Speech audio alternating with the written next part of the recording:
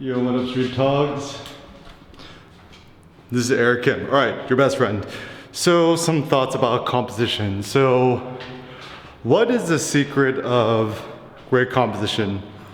I mean, I think I've discovered a few secrets, so let me kind of share them with you.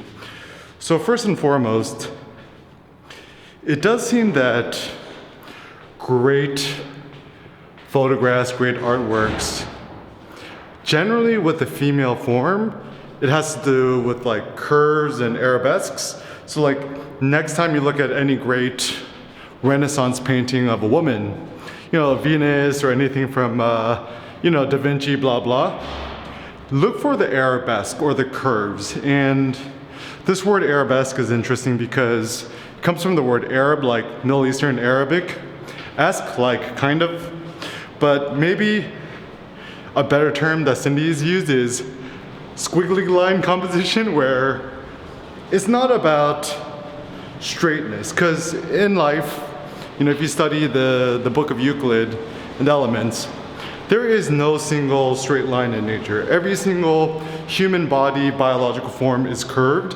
Even if you think about the human spine, people tell you to stand up straight all day.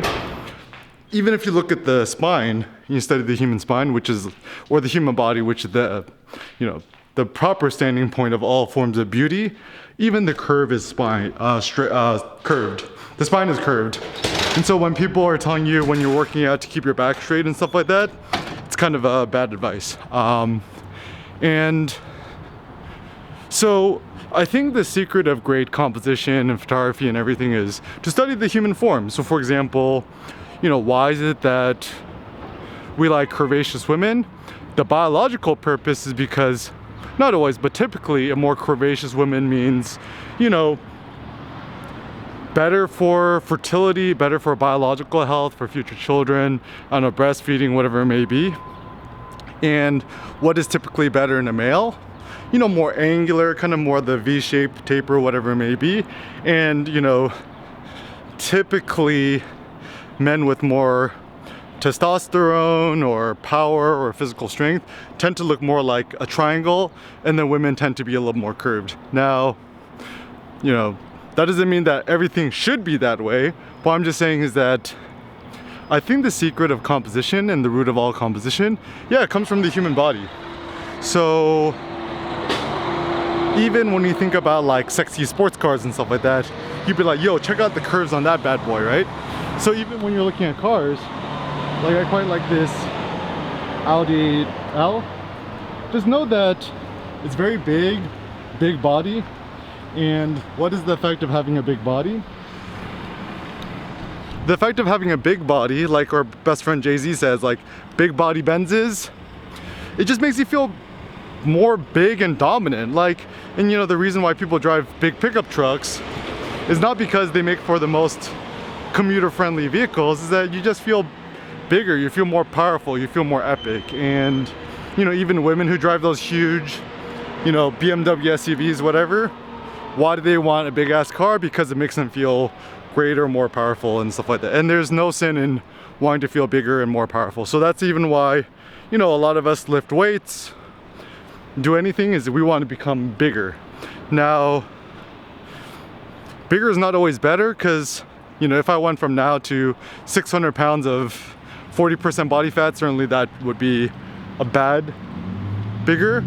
So it seems like a good bigger is a scenario in which you have bigger muscles, a bigger body, and you have, lesser or smaller body fat or whatever it may be. So with composition, my pro tip is, so something I suggest. I think every photographer or visual artist should buy an iPad. Now, why an iPad? First and foremost, you could buy the cheapest iPad brand new on the Apple website for only like $330, which is kind of insane. Or I'm sure you could even buy a used one for like $100 or get one from a friend.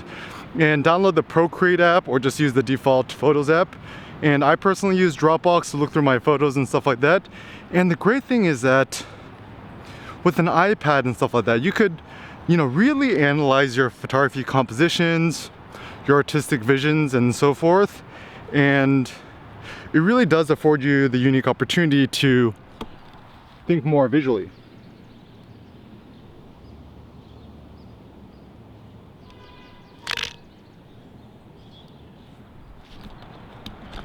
So also one thing I like to do in my free time is I'm a huge fan of the Google Culture and Arts app, and I use this app as an opportunity to look at great paintings, sculptures, and artworks of the past. I think typically speaking, the best art that has been produced thus far is either the epic poetry of the ancient Greeks, like, you know, Homer's Iliad and Odyssey, whatever, and also some of the works from the Romans.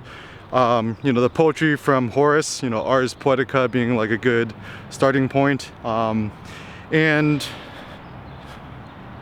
with painting, at least with the visual arts, it seems that, yeah, the Renaissance was the period we should be trying to imitate. Like, okay, we all say art is subjective, and that's true, but come on, let's be real. Who has more legitimacy or worth? Leonardo da Vinci's, you know, painting of anything, or like a modernist painting with like a black hole in the center? Come on, let's not be stupid about this, right? And what made Leonardo da Vinci such a great artist? He was such a great artist because he studied human anatomy and form, and even a huge epiphany he had, which is super interesting, was he studied tide pool waves and noticed how they kind of curled up in a circle, and then he cross-pollinated that notion with the women's head buns.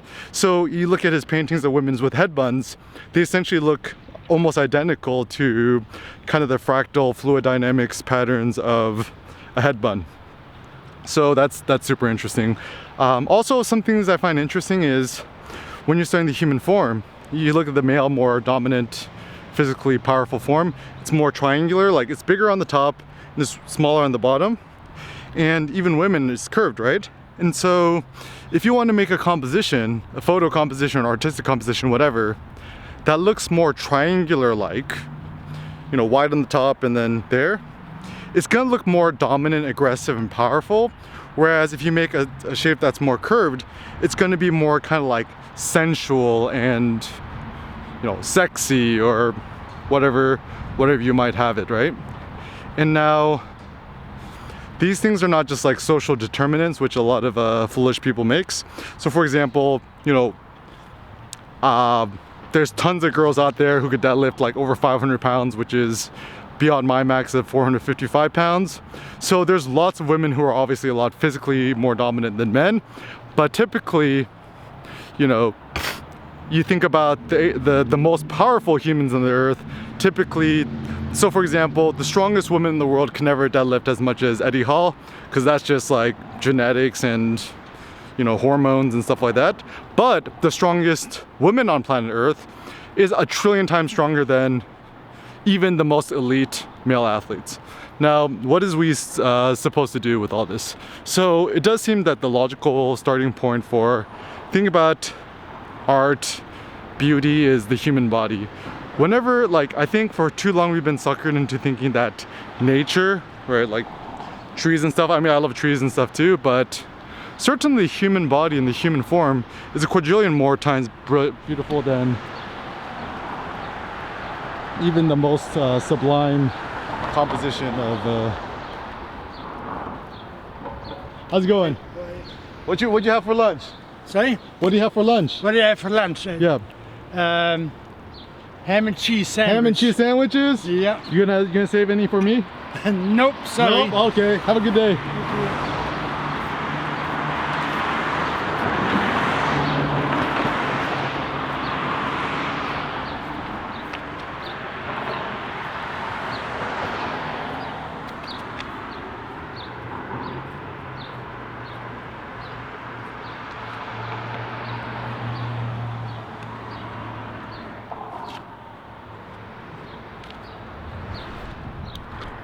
All right, the secret to composition, study the human body.